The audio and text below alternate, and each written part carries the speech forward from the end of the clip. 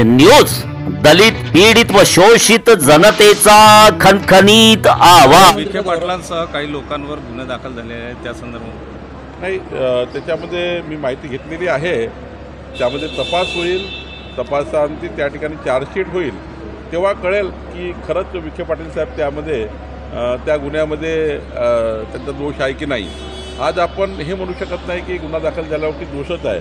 प्राथमिक गुन्हा दाखल झाला आहे, पण मला वाटतं की याच्यामध्ये पूर्ण चौकशी झाल्याशिवाय आज काही चार्जशीटपर्यंत आपल्याला काही बोलता येत नाही। उद्धव ठाकरे एकत्र येतील यावर शरद पवारांनी आपलं मत व्यक्त केलं की चांगलंच आहे, कुठतरी बोलण्यामध्ये जे वाक्य आहे ते बरोबर वाटतंय की काहीतरी एक सांगेल वेगळं करावं। मला असं वाटतं की राजकारणामध्ये प्रत्येकांना, प्रत्येक पक्षाच्या नेत्यांना, प्रत्येक व्यक्तींना आपापलं स्वातंत्र्य आहे, व्यक्ती स्वातंत्र्य आहे।